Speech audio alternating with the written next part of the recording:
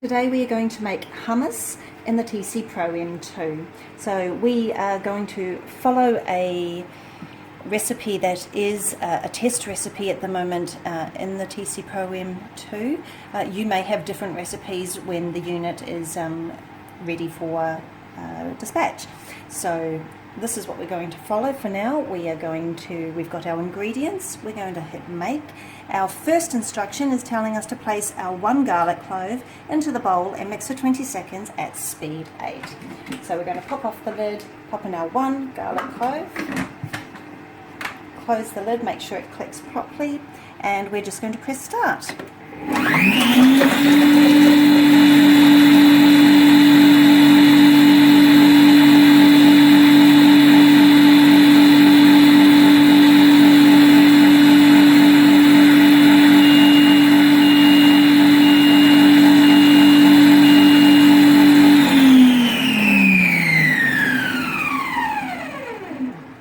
So we'll just check that's pretty nicely chopped.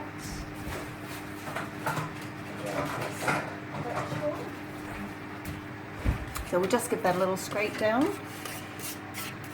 Always pays when you're doing anything to make sure you've got your spatula on hand. I always forget. Okay, so back to the unit, we go to the next step. Step 2 says scrape down the bowl. We've just done that. Step 3, add our can of drained chickpeas. I always drain and rinse, and that's ready to go. And we want about 2 tablespoons of tahini. There's 1. I love tahini, it always adds a nice flavour into hummus. And making hummus yourself at home is just so easy. I recommend you all should try it. It's cheap enough to buy, but it's even cheaper to make, and it's so much more nicer when you make it yourself at home. So if you haven't made hummus and you are a hummus lover, then I really encourage you to give it a go. And it's so easy with the help of the ThermoCook. And you can use any version of the ThermoCook as well. And it's great. So we also want to add in the juice of a lemon, and I've already juiced that, so in goes that. And I want to add a teaspoon of cumin because I love how cumin makes it taste, and I like to go heavy with my cumin. And we are also going to put in a little bit of salt. I use pink Himalaya, but you can use sea salt. And I'm also going to add in a bit of olive oil, but I will do that a little bit later. For now, we're just going to blitz that together. On goes the lid, on goes your measuring cup, and we're just going to press start. That is preset at speed 8, and it's going to go for 40 seconds.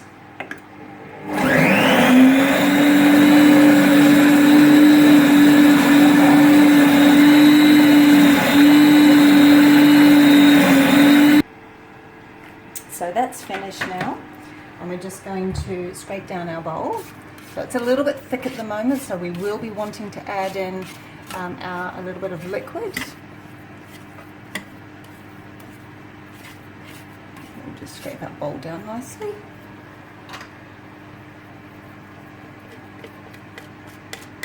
Don't leave anything to waste. Okay, so we go to the next step on the unit. So I just pressed the arrow, and I'm going to bypass that because I think it needs a little bit of liquid. So I'm going to add in my olive oil. I've got 1/4 cup of olive oil, and I'll just drain that into there.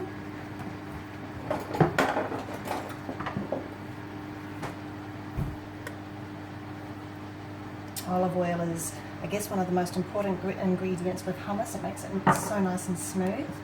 And I also like to add just a tablespoon or 2 of the chickpea brine. That helps the flavour as well. It's quite nice. So we are going to pop the lid on and we'll follow with the 2 minutes at speed 8.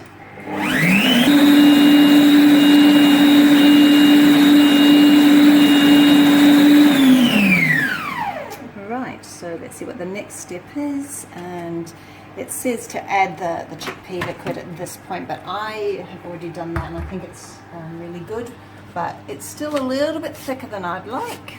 So I'm going to add a little bit more liquid because I like a nice soft hummus.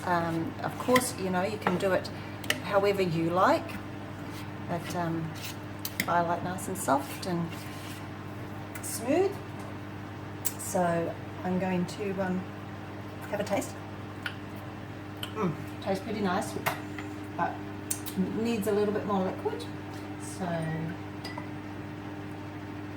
just going to pop a little bit of water and just a little bit more of the chickpea brine.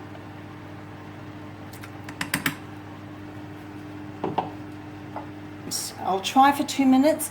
As you may find with some recipes, you may not need as long as the recipe asks for, so keep checking through the top of your keep checking through the top of your measuring cup as it's going, and if you think that it needs to be paused or you need to check something, then that is fine to do so. So just keep an eye on things and use your own instinct, which is always good to use. So we'll let that go.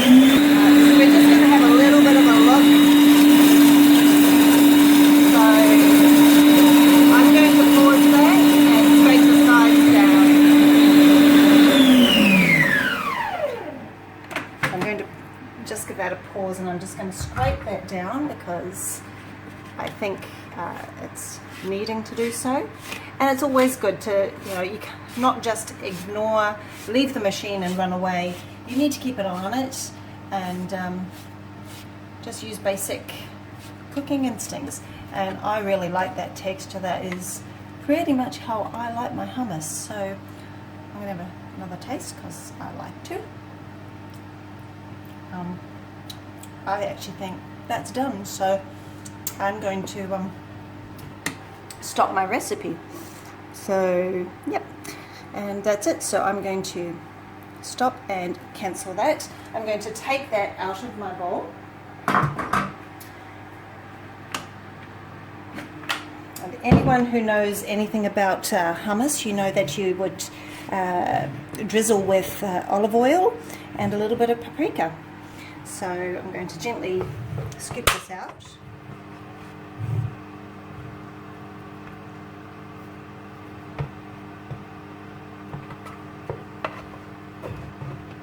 It may take a little bit of time getting it out of your bowl, but don't let that discourage you. It's a great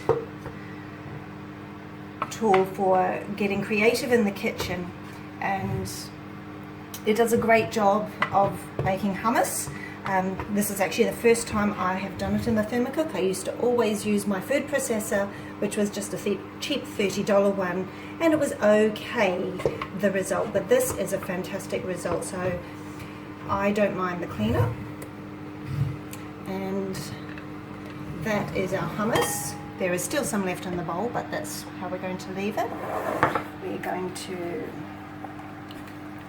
just drizzle with sprinkle a little bit of paprika and a little drizzle of olive oil, and there you have fresh homemade hummus using the ThermoCook Pro M2, and we're going to enjoy that.